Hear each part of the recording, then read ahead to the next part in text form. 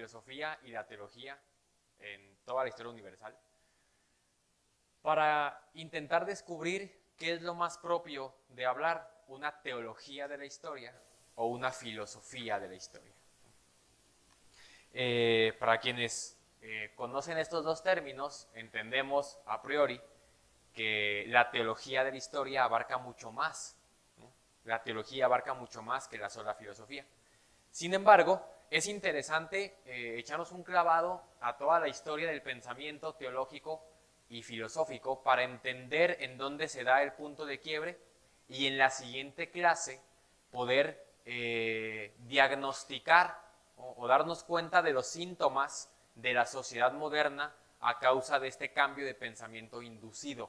Esto es muy importante, no es casualidad, es inducido. Y vamos a intentar diagnosticarlo en esta primera sesión. Bien, cuando hablamos de teología de la historia,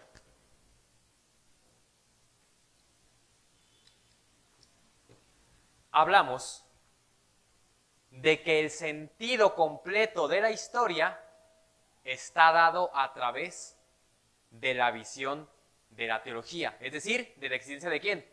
De un Dios y por tanto de una ciencia divina, de una ciencia de la revelación. Cuando hablamos de filosofía de la historia,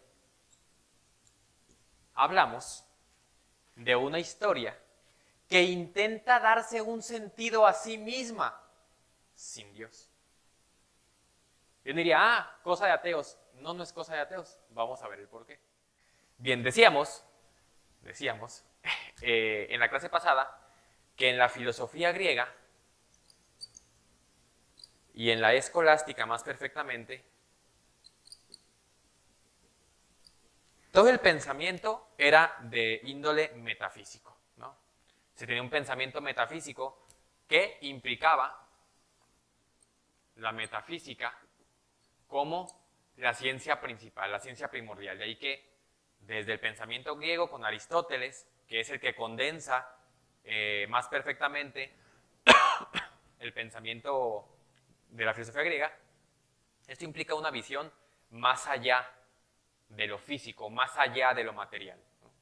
Entonces, cuando uno interpreta y entiende que estos pensadores tienen una visión metafísica, es decir, más allá de lo que se ve, encontraban el sentido de la historia, de toda la existencia, fuera de lo material, fuera de la historia como la conocemos, ¿no?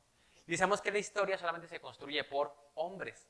No hay historia de animales, no hay historia de cualquier cosa que no sea humana, ¿no? El hombre es el que hace la historia, ¿no?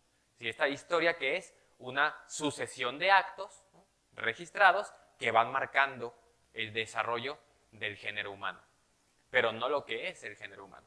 Esta metafísica, después en escolástica más perfectamente, se desarrolla a través de tres ciencias específicas, filosóficas.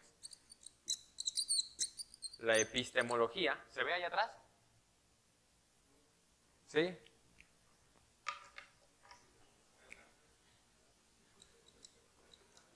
La epistemología, la antropología y la teodicea. ¿Ok?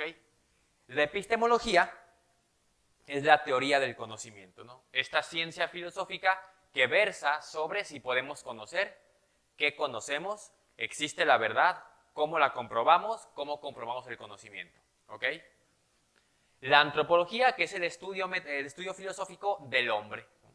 Y la teodicea, que es la teología natural, el poder conocer a un Dios personal desde la sola razón. Cosa que después va a consolidar más perfectamente el magisterio del Concilio Vaticano I, con Pío IX, en la Constitución Dogmática Dei Filius. Recomendadísima. Entonces, este esquema filosófico era como el núcleo del pensamiento.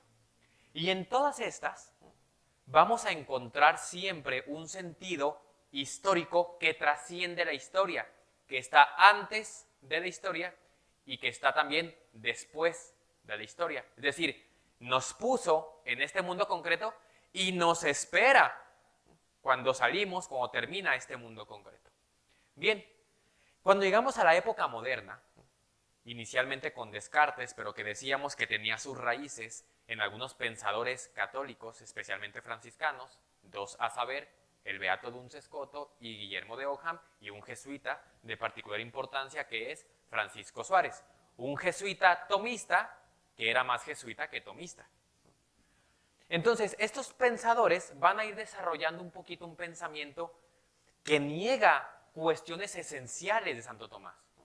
Pero no por que Santo Tomás lo dijera, sino el pensamiento metafísico correcto y de hecho católico. Esto lo va a absorber después un pensador que todos conocemos en las matemáticas y que de hecho deberíamos conocerlo solo en las matemáticas, pero al hombre se le ocurrió hablar de metafísica, y es Descartes. Descartes es un metafísico que va a ser como el parteaguas entre la última escolástica y la época moderna, la edad moderna del pensamiento y del mundo.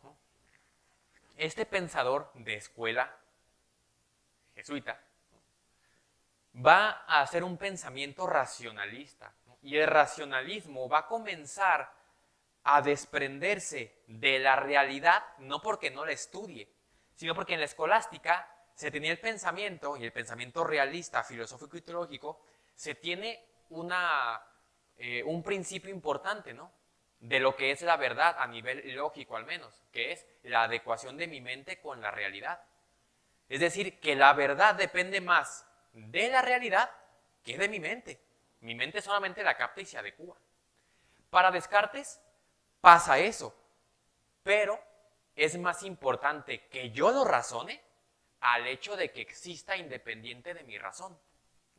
Comienza a poner el acento en la razón más que en la realidad.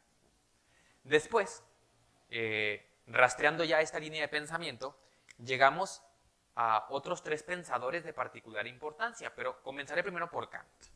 Kant, que de hecho es conocido como el padre del modernismo, de ahí que su pensamiento no sea muy familiar de pronto.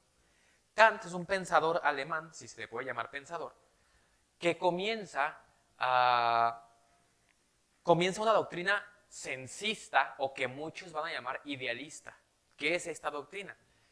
Si Descartes pone el acento en la razón, Kant va a negar además que podamos conocer realmente la realidad. Principalmente lo entendemos con dos términos importantes, ¿no?, que van a regir su filosofía.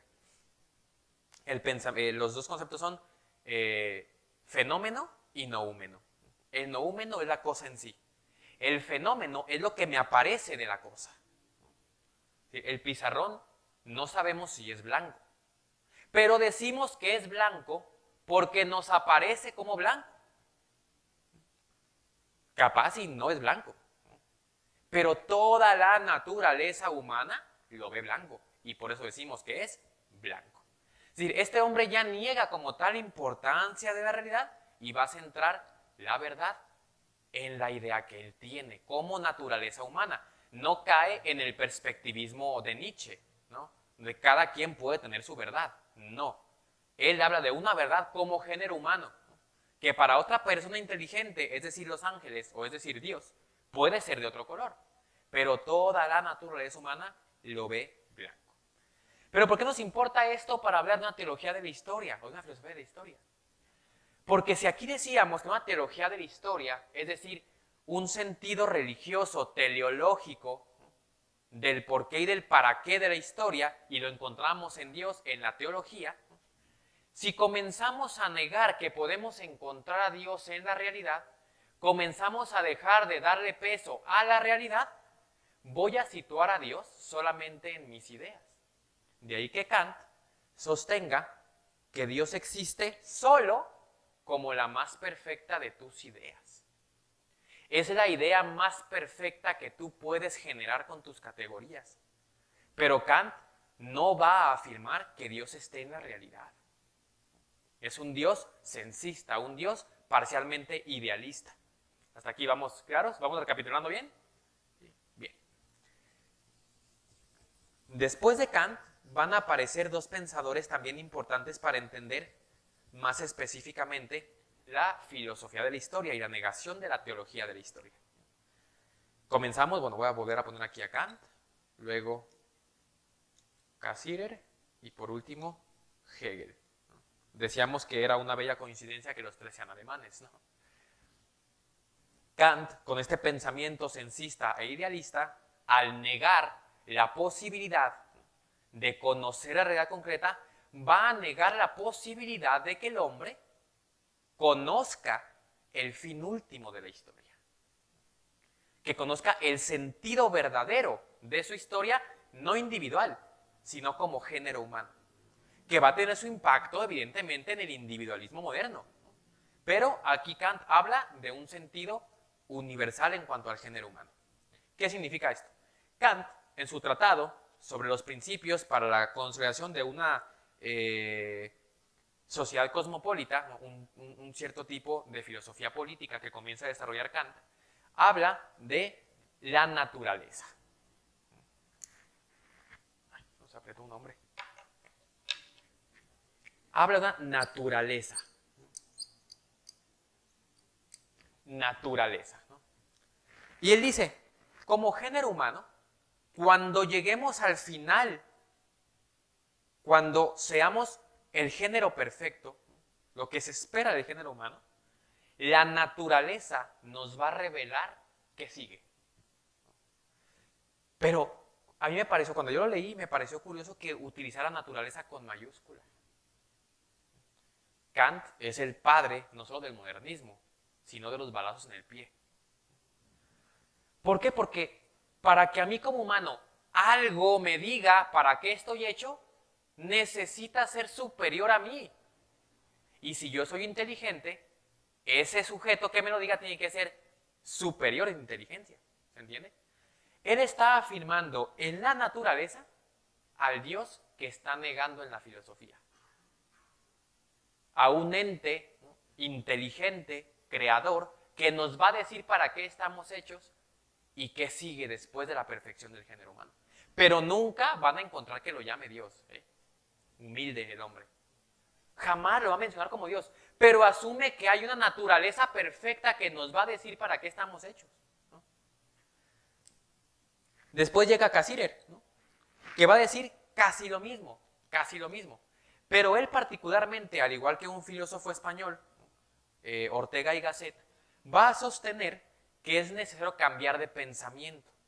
Todo lo anterior estaba sobre la base de un pensamiento eleático, que es un pensamiento eleático. Un pensamiento basado en la metafísica de Parménides de Elea. Este pensador griego que comienza a discutir con Heráclito de Éfeso sobre si el ser se mueve o no se mueve. Heráclito decía, panta rei, todo se mueve, todo fluye, ¿no?, al grado de decir, tú vas y te bañas a un río, pero cuando te metes y tocas el agua, en un instante ya no estás tocando la misma agua,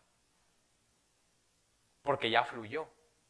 Y fluye tanto que podrías preguntarte, ¿es el mismo río en el que te bañas diario? Pero está donde mismo, pero siempre fluye. O sea que no es el mismo río.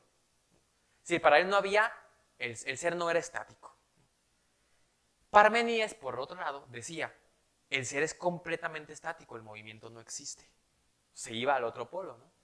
Aristóteles, con el ilemorfismo, va a explicar perfectamente, ¿no?, la dinámica entre el ser estático y el ser dinámico, el movimiento.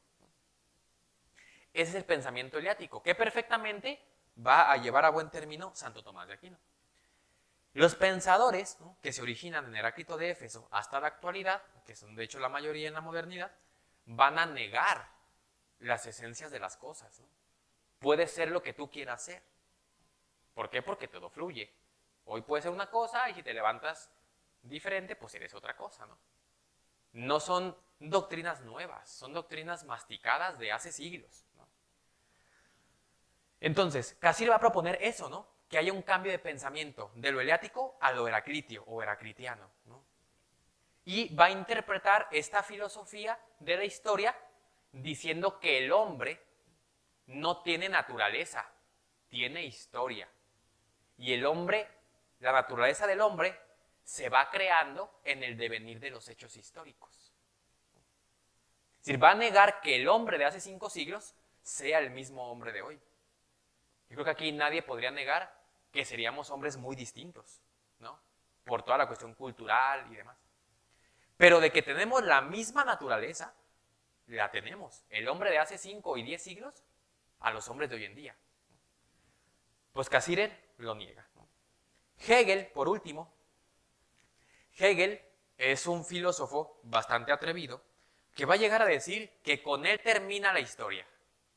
Él ya descubrió todo lo que filosóficamente podía descubrirse. ¿Por qué piensa esto? Porque él maneja una dialéctica de la contradicción. Las cosas pueden ser y no ser. Cuando el pensamiento fundante de la visión eleática es el principio de no contradicción. Nada puede ser y no ser al mismo tiempo y bajo el mismo aspecto. Él va a decir, no, sí se puede.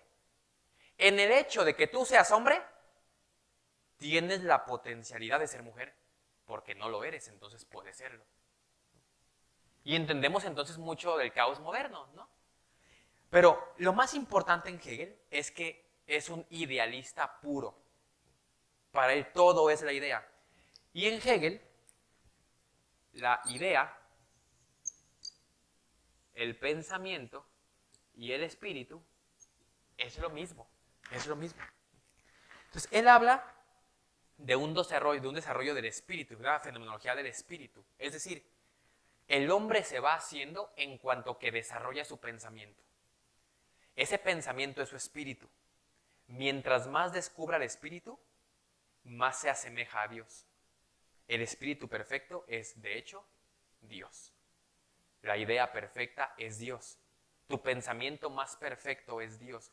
No el pensamiento más perfecto que puedas desarrollar ahorita. El pensamiento más perfecto que puedas desarrollar cuando hayas conocido todo lo que se puede conocer. Está situando más radical aún que Kant a Dios en las ideas. Diríamos, ninguno es ateo. No, pero no cree en el Dios verdadero. Cree en otro tipo de Dios, ¿no? Y Hegel, en esta dialéctica de la contradicción, va a decir, si pasa algo malo, es necesario, y de hecho va a suceder, que llegue algo bueno. Y cuando estemos bien, tenemos que esperar que suceda algo malo. Es lo natural, porque es necesario para el desarrollo de la historia y por lo tanto para el desarrollo del hombre. Entonces para Hegel ya nada lo sorprende. Ya no hay ningún acontecimiento que lo sorprenda. Ya no hay más filosofía que la suya, porque en este círculo de contradicción él ya encontró respuestas a todo, según él, ¿no? En su cabeza tenía sentido. Según ella encontró respuesta a todo. Ya no hay nada que sorprenda. Ya no puede haber más filosofía. Incluso todo lo que digan los demás filósofos posteriores, en Hegel, solamente van a explicar lo que dijo Hegel. Su virtud primera era la humildad, ¿no? Nos queda claro. Entonces, ¿hasta aquí vamos claros? Vemos entonces cómo, a nivel filosófico, la idea de Dios, la idea de encontrar a Dios en la realidad, se va esfumando. Y el pensamiento se va replegando sobre las ideas. Esto va a producir la filosofía de la historia. Este paso entre la teología y la filosofía de la historia se da de este modo. Cuando dejamos de ser fieles a la realidad y comenzamos a ser fieles a nuestros propios pensamientos. Que dicho sea de paso, nadie es fiel a sus propios pensamientos porque cree que son verdad. La gente es fiel a sus pensamientos para poder justificar su moral. En el mundo moderno había una moral totalmente alejada de Dios. ¿Cómo vamos a justificar esa moral? Cambiando el pensamiento metafísico. Entonces viene una destrucción parcial, ¿no? Y después intentan que sea total. ¿Hasta aquí vamos claros? Entonces, si nos damos cuenta, hay dos líneas de pensamiento a nivel histórico, ¿cierto? El pensamiento eleático y el pensamiento heraclitiano, ¿no? Y a la sazón de esto, mencionaba yo que hay una obra que recomiendo bastante, ¿no? Vamos a encontrar en ese pensador algunos datos necesarios de matices, pero que en esta obra me parece que es muy digno de ser mencionado. El padre Julio Mainville. Hay dos pensamientos, dice él, es su obra más grande. Hay dos pensamientos, dice. El pensamiento cabalístico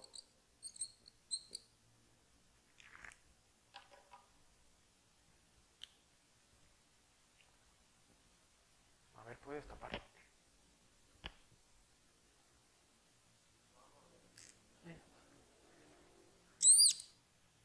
Chilla.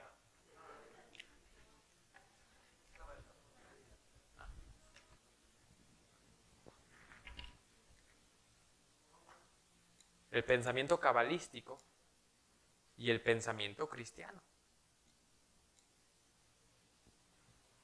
Que a nivel filosófico es el pensamiento idealista y el pensamiento realista. ¿Qué va a enmarcar este autor en esta obra? En el pensamiento cabalístico va a enmarcar a todos los autores que niegan el realismo. Y es una cantidad, hombre, tremenda, ¿no? Hasta la fecha podríamos dar nombres que aún viven. Y el pensamiento cristiano, ¿no?, aunque comienza en el tiempo pagano, ¿no?, con los griegos, es un pensamiento que es fiel a la realidad. Y por eso puede entender la revelación cristiana. Cuando uno lee, por ejemplo, a Aristóteles y luego lee el Evangelio de Juan el Bautista, están diciendo casi lo mismo. La obra de Aristóteles que menciono es la obra de metafísica. Y el Evangelio de San Juan es metafísico a más no poder, ¿no? Habla muchísimo del ser. El famoso yo soy, ¿no?, que en el Éxodo, ¿no?, capítulo 3, si mal no recuerdo, versículo 14 y 15, es una clase de metafísica que yo creo que ni Moisés entendió al 100%, ¿no? Ni nosotros, de hecho, ¿no? Pero cuando le dice, Señor, le dice, no, ¿y quién les digo que me envió? ¿Cuál es tu nombre? Y le dice, yo soy el que soy. Una clase de metafísica tremenda, no es una sola frase. Este pensamiento cabalístico va a ser el pensamiento negacionista, que de hecho nos preguntaban en la clase pasada si era un pensamiento soberbio. Claro, ¿no? Porque niega la realidad en toda la historia, ¿no?, y quiere explicarla desde sí mismo negando lo que es Dios. El pensamiento cristiano reconoce que la respuesta está aquí y también está acá, porque la respuesta es la misma a los dos polos, ¿no? Esa es la grandísima diferencia entre la teología de la historia y la filosofía de la historia. Hoy en día en las universidades donde se da la filosofía, se estudia la filosofía de la historia como materia. Pues me tocó estudiar esta filosofía de la historia. En la primera clase capté que era un tanto absurda, ¿no?, sobre todo porque había leído algunos otros autores sobre teología de la historia. Entonces dije, a ver, aquí no cuadra la cosa, ¿no? El profesor nos dejó un trabajo final y mi trabajo fue refutar la materia. Gracias a Dios me pasó. Porque le agradó y el profesor reconocía, ¿no?, que él no conocía el pensamiento realista, ¿no? Y yo acá entré y me puse que estar dando clases de filosofía, si no conoce al mayor de los filósofos, ¿no? Pero ahí como que comprendí ya a nivel filosófico lo que Julio Mainville decía a nivel teológico. Se ve reflejado. Pero lo que más me importa para esta clase, si no hay preguntas hasta aquí o dudas, me gustaría preguntar ahorita antes de pasar a los últimos 3 puntos.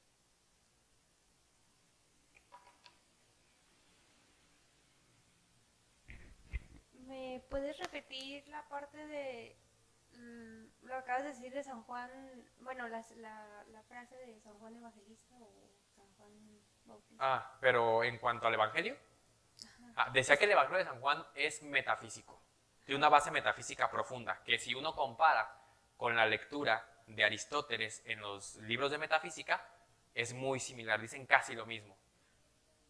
¿Mande? La cita Todo el Evangelio de San Juan. de San Juan Evangelista. San Juan Evangelista, sí, sí. De hecho es el cuarto Evangelio, es el único que es simbólico, los otros son sinópticos. Es muy profundo. Cuando uno lo lee y se da cuenta que lo escribió un pescador, uno dice, ¿cómo escribió tan semejante metafísica, no? Pues evidentemente porque es revelación, ¿no? Hasta aquí entonces, ¿vamos claros? Bien.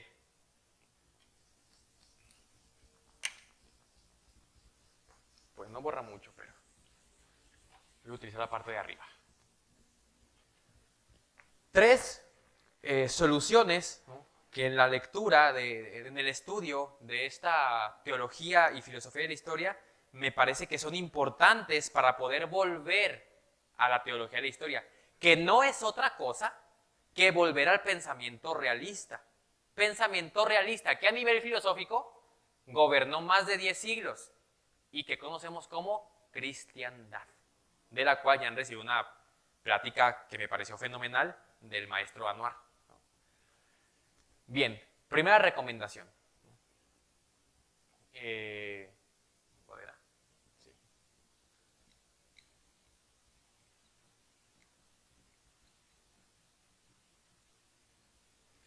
Lo voy a dejar hasta aquí ahorita. ¿A quién se le vino a la mente el tradicionalismo litúrgico? ¿A quién se le vino a la mente el tradicionalismo litúrgico? ¿A nadie se le vino a la mente? ¿Sí o no? Ok. Primer error. No nos referimos al tradicionalismo. Nos referimos a la base cultural de ese tradicionalismo litúrgico. Y que como tradicionalistas comúnmente no tomamos en cuenta. La lucha tradicionalista que hoy se lleva a cabo, por más que muchos la quieran negar, a nivel litúrgico y pastoral, no nace en la teología. Nace en la cultura y en la política, que después intentan transformar a la única institución que es baluarte de la teología de la historia, la Iglesia Católica. Lo que padece hoy la liturgia, la Iglesia, comienza a moverse en la sociedad. Este tradicionalismo es político, que de hecho nos incumbe como seglares. Este tradicionalismo político es la doctrina que sostenía la cristiandad. La cristiandad, que implicaba una sociedad medieval basada en los principios del evangelio y de la naturaleza humana, porque al final son los mismos. Esta cristiandad basada en esto fue atacada en la decadencia de la escolástica por los pensadores racionalistas, idealistas y revolucionarios, que poco a poco metieron mano en el pensamiento eclesiástico y lo vemos hasta la actualidad. Podemos encontrar innumerable cantidad de clérigos y obispos que tienen un pensamiento de todo tipo, menos católico. Entonces es importante entender que a nivel político se puede hacer muchísimo para eliminar el pensamiento de una filosofía de la historia. ¿Por qué? La cristiandad tenía toda una estructura social y política, ¿no?, que buscaba la exaltación de la dignidad humana, la perfección de esa dignidad, porque sabía que era hijo de un padre que lo estaba esperando, pero que al llegar al final de la cristiandad aparece el género humano como ese hijo pródigo que le pide a su padre toda su herencia, que si lo traducimos al ámbito filosófico, es el hombre, el filósofo de la época moderna, que le dice a Dios, que le dice a su padre, dame mi herencia, es decir, mi razón y mi voluntad las quiero utilizar como se me pegue la gana, negándote a ti. Quiero irme a despilfarrar mi inteligencia y mi voluntad y mi libertad. Eso es lo que tenemos que revertir a nivel político. Muchas veces podemos encontrarnos con gente tradicional en la liturgia, pero más modernista y pagana que nada en la política. Y vamos a festejar a Cristo Rey en la liturgia y salimos a combatirlo en las urnas, en la maldita democracia liberal. Eso es estar a favor de una filosofía de la historia. Cuando les digan que es pecado no ir a votar, pues ahí dense cuenta que hay un germen de modernismo. ¿Es pecado no dialogar con el demonio? Al contrario, es nuestro deber. ¿Es pecado no pactar con las fuerzas revolucionarias, que no son otra cosa que fuerzas demoníacas a nivel histórico? Entonces, es absurdo que vayamos a festejar en la liturgia a Cristo Rey del Universo y salgamos a combatirlo, a estar contra ese Cristo Rey, apoyando candidatos como Verástegui, por ejemplo, ¿no? Perdón si fui muy directo. Pero que no es otra cosa que demagogia liberal. Cuando entendemos que este tradicionalismo es una forma de vida y no una forma de celebrar solamente, vamos más al fondo y transformamos nuestra realidad volviendo a la cristiandad, volviendo a una sociedad basada en los principios del Evangelio. ¿Y qué tiene que ver la política? Pues que la política es una ciencia moral de cómo gobernar al género humano. Es una ética de la polis, una ética de la ciudad, cómo comportarte en la ciudad como cristiano. Hay una unión intrínseca entre lo que creemos y lo que vivimos, entre lo que celebramos y lo que hacemos. ¿Hasta aquí? ¿Dudas, preguntas? ¿No? Bien. Sí estamos siendo más prudentes, ¿verdad? 2. La familia. ¿Por qué la familia? ¿Cuál era? De hecho, hasta la actualidad se dice mucho, no se respeta, pero se dice, ¿no?, que la célula más importante, aunque la más pequeña de la sociedad, ¿cuál es? La familia, ¿no? La familia. Toda la cristiandad estaba basada, estaba sostenida en el pensamiento del género humano como familia. Un libro que les recomiendo muchísimo, que justo se acaba de presentar hace algunos días en La Autónoma, ¿no?, El problema de Occidente y los cristianos, da mucha luz al respecto.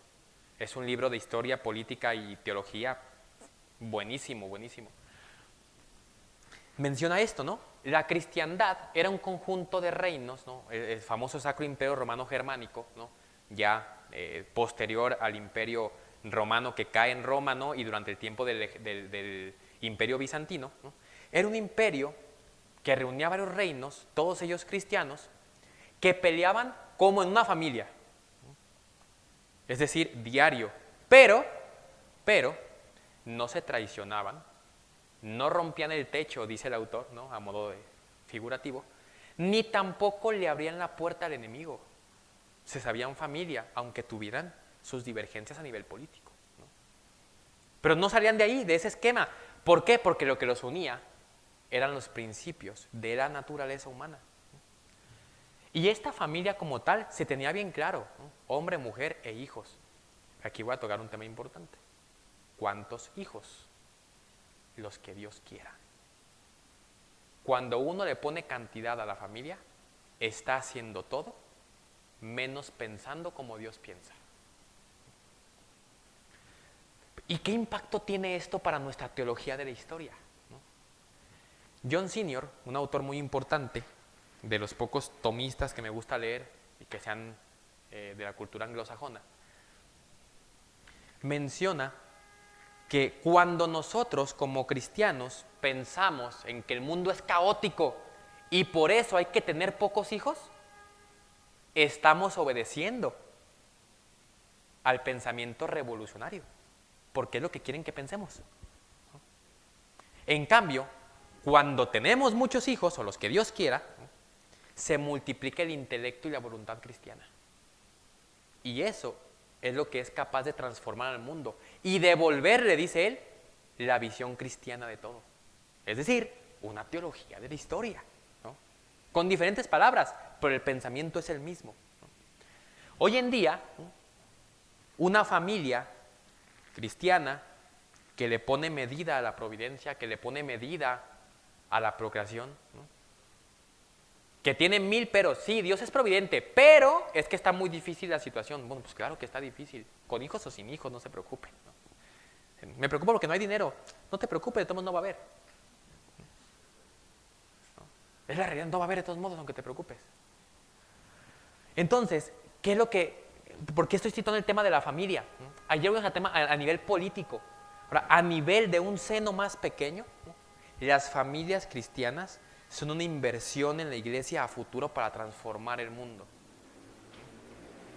Hay quienes, a los que pensamos tradicionalmente en la política, se nos llama utópicos. Es que quieren volver al medievo. No, no queremos volver, créeme que no. me gusta mucho mi carro y allá no había. Lo que intentamos es restituir las bases de una sociedad cristiana. Y esa sociedad cristiana se regía por un rey. No es casualidad que Cristo vino a hablar de un reino de los cielos, no de una república democrática de los cielos, ni de democracias cristianas. No le preguntaron a los apóstoles, a ver, vamos a votar por qué predico. No, no. Y la familia es la estructura que sostiene una jerarquía política. Hay una cabeza que es un rey, que es el padre. Hay quien ejecuta las decisiones de ese padre, de ese rey, que es la madre, ¿no? Y están los hijos que se van formando en un pensamiento cristiano político. ¿Se entiende esto?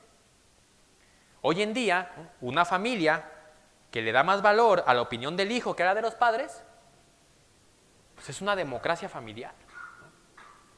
La democracia, diríamos muchos, para lo único que sirve es para encargar una pizza. ¿Quién quiere pepperoni? ¿Quién quiere hawaiana? Y ya, de ahí no pasa la democracia. De una sociedad pequeña para decisiones entre los que nos conocemos. Anacleto González Flores, precisamente abogando por una vuelta al pensamiento cristiano, maldice al menos 3 veces en su libro de Tú serás rey, maldice la democracia. Hoy en día nos encontramos algunos predicadores católicos, ¿no?, que ponderan a Anacleto González Flores como un defensor del voto católico. Y yo nomás encuentro 2 respuestas: o son ignorantes o son malvados. No saben que la maldice, o lo saben, pero lo utilizan para mover la piedad católica para un supuesto voto católico, que es más voto que católico. Anacleto González Flores era un férreo enemigo de la democracia, ¿no? Ahora bien, una vez que hablamos de la familia, voy a hablar de algo que está ya incluso más cercano a nosotros, ¿no?, que es la cristianización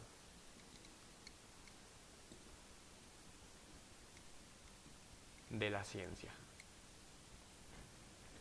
¿A qué nos referimos con la cristianización de la ciencia? Vamos a hacer un clavado otra vez al pensamiento escolástico. El pensamiento escolástico tenía unidas a todas las ciencias, ¿no? De ahí que los pensadores estudiaran el trivium y el quadrivium, ¿no?, que eran un conjunto de ciencias, ¿no? En el trivium principalmente la gramática, la lógica y la retórica, que una forma de educación que unía todas estas ciencias con las bases, ¿no?, de un pensamiento, de una sociedad cristiana, ¿no? No era que estudiaran gramática leyendo la Biblia, no, que también se puede, pero no era así. No hablamos de exponer solo temas cristianos, no, sino de un pensamiento que en todas las ciencias se dejaba maravillar porque descubría a un creador que estaba más allá de su historia. ¿Se entiende esto? En la época moderna viene la separación de todas estas ciencias con un tinte racionalista, mecanicista. Un Dios, el Dios cartesiano, ¿no?, el Dios relojero, el Dios arquitecto, que es el mismo Dios de los masones. El Dios que crea al mundo, a la creación, como un reloj de péndulo, empuja el péndulo, se comienza a mover y Dios se desentiende del mundo. No conciben a un Dios personal, sino a un Dios mecanicista. ¿Se entiende la diferencia? Esto va a promover un avance en el desarrollo de ciencias exactas y de ciencias naturales. ¿Es bueno? Claro. Lo malo es que lo hicieron dividiéndose de la visión metafísica. Y eso les transformó su visión de Dios. ¿Qué toca hoy? La cristianización de la ciencia. Alguna vez me encontré a una persona con una lengua muy larga y un cerebro muy corto, que decía que Aristóteles era anticientífico porque se oponía al átomo.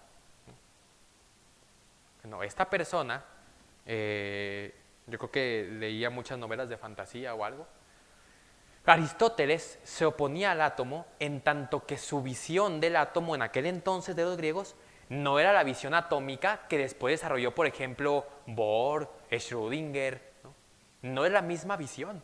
Hacer una crítica de Aristóteles con la ciencia moderna, pues no solo no es entender a Aristóteles, es no entender ni la ciencia moderna, ¿no?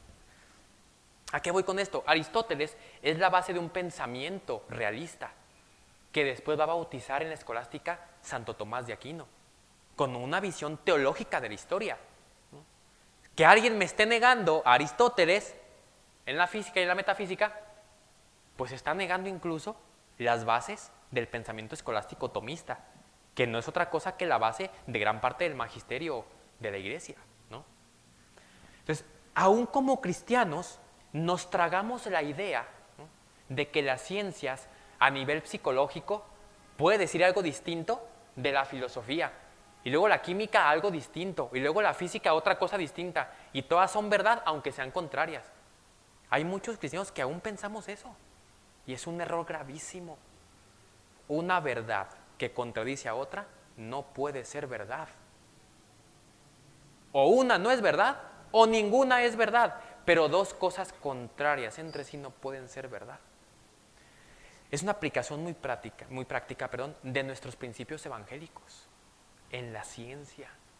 Encontrar a Dios en todas y cada una de las ciencias que estudiamos, que las aplicamos en los trabajos, en las labores del hogar, etcétera, etcétera. Esta cristianización de las ciencias, ¿no?, se da incluso desde la academia, ¿no? Es decir, desde que promovemos en las universidades un pensamiento cristiano, unitivo, de una sola verdad. Este tipo de cosas, por pequeñas que nos parezcan, transforman la forma mentis de las personas. ¿Qué es la forma mentis? Es la forma de tu mente, el cómo piensas, es la estructura que tienes, los filtros que tienes. Si nos cambiamos los filtros y nos ponemos unos realmente cristianos, naturalmente la sociedad se va a transformar en otra sociedad cristiana. No se queda solamente en el ir a misionar, en el venir a misa los domingos, en el venir a misa incluso diario. Se trata de transformar las realidades temporales desde los principios evangélicos. Desde los principios evangélicos.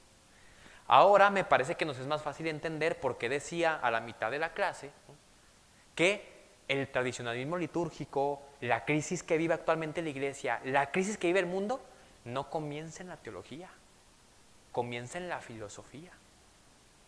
Una filosofía deformada que va entonces a negar algunos aspectos teológicos, racionalizándolos, no razonándolos, al modo cartesiano, y que nos tiene hoy en día metidos en una sociedad que se quiere dar sentido a sí misma, y al no poder dárselo, padece de otras cosas, ¿no?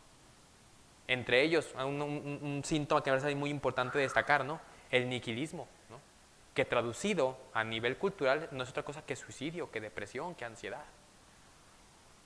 Es el impacto somático que sufre una mente que no le encuentra sentido a su vida, porque no conoce a Dios y no le encuentra sentido. Que hay cuestiones orgánicas, ¿no?, que no son de que no tenga fe la persona, claro que las hay, ¿no?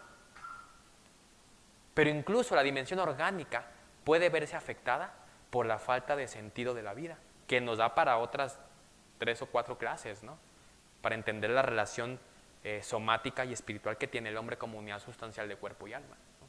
Pero todos esos son padecimientos del género humano que intenta darse un sentido sin Dios, que intenta solucionar su vida negándose a aceptar que viene de un lado y va hacia otro. Para terminar, una frase que me gusta mucho, ¿no?, que creo que resume toda la teología de la historia, toda la teología de la historia, en una frasecita de una mujer de 24 años, carmelita, santa. A lo mejor me corrigen aquí algunos devotos carmelitas, pero palabras más, palabras menos. Santa Teresita del Niño Jesús decía que la vida es un instante entre 2 eternidades. Eso es la teología de la historia. Un instante entre 2 eternidades. ¿Alguien tiene alguna duda, alguna pregunta?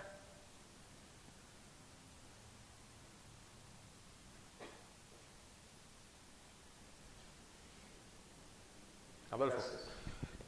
¿Podrías explayar un poco más en este otro pensamiento ¿cómo afecta a la moral o cómo justifica desde este pensamiento más cabalista la moral y su deformación a la que lleva? Gracias. Muy bien.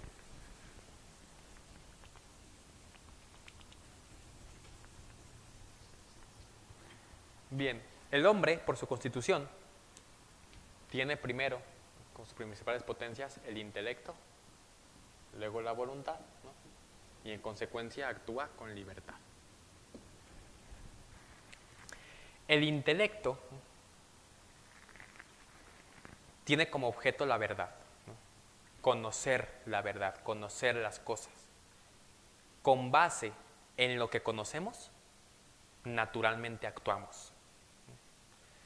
Siempre pongo el ejemplo a mis alumnos de filosofía en la preparatoria.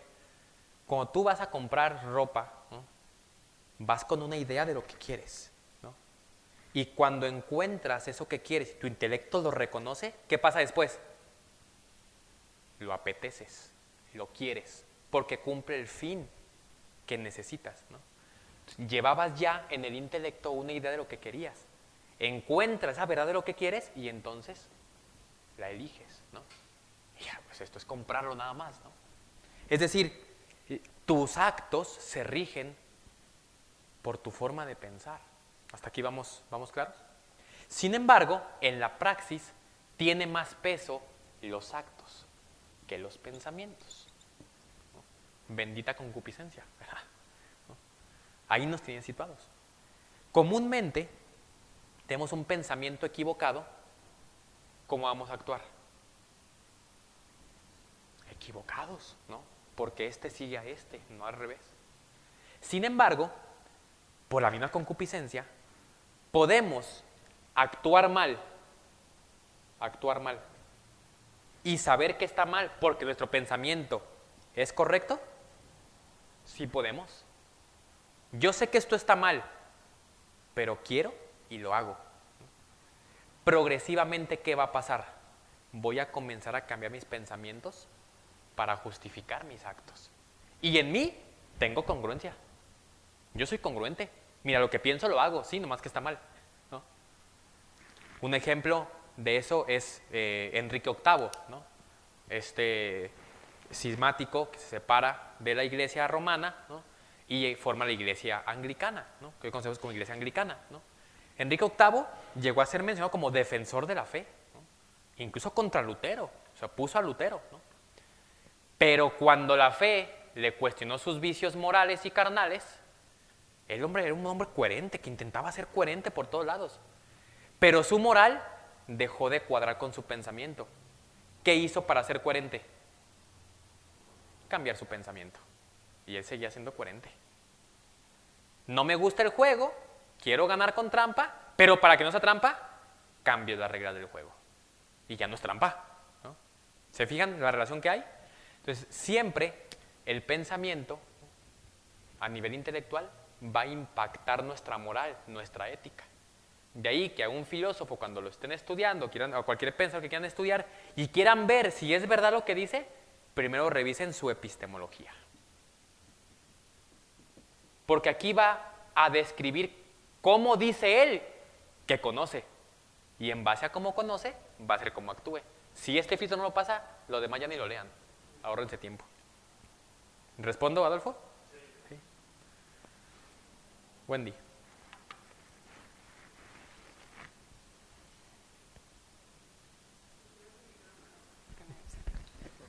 Entonces ahorita pues lo que entendí es que se convierte en un vicio en vez de, o sea, la virtud de los hábitos buenos repetidamente. Y en este caso se convertiría en un vicio, ¿no? En un vicio, un porque hábito malo. estás dando rienda suelta pues a tus pensamientos en vez de convertirlo en retener o contener las pasiones y convertirlas en una virtud. Exacto, de hecho es la inversión como tal del modelo del hombre. Es decir, el intelecto debe de someter, la voluntad, perdón, debe de someterse al intelecto, a la razón, ¿no? ¿Y qué es lo que pasa aquí?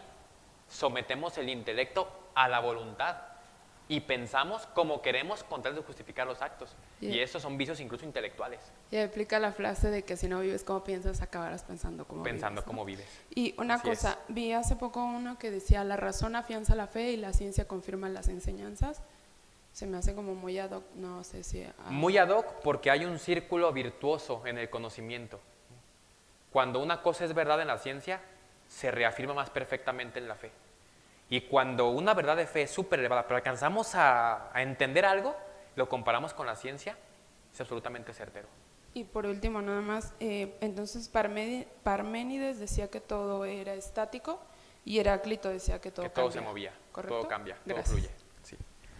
Se fijan, llegamos a puntos como muy concretos en la praxis que tienen que ver así de raíz con una teología de la historia, con pensar como Dios quiere que pensemos, con entender que venimos de un Dios y vamos a ese mismo Dios. Fíjate, todas estas cuestiones como tan prácticas que vemos hoy en día del progresismo a nivel cultural no es otra cosa que la realización práctica de la filosofía de la historia. Si no tenemos origen y no conocemos el fin, hay que darnos un sentido nosotros mismos. ¿Cuál sentido? El que cada quien quiera. Podemos encontrar un sentido como género humano, si al menos como género humano pensáramos igual, pero ni eso, ¿no? Esta filosofía de la historia está pasando, es una perspectiva de la historia, un perspectivismo de la historia. Bien, pues de mi parte es todo, nos ponemos de pie para hacer una oración final. En el nombre del Padre, y del Hijo, y del Espíritu Santo, te damos gracias, Señor, por los bienes recibidos, a ti que vives y reinas por los siglos de los siglos, Nuestra Señora Corredentora, San José, nuestro Padre y Señor, en el nombre del Padre, del Hijo y del Espíritu Santo. Amén. Muchas gracias. Buenas noches.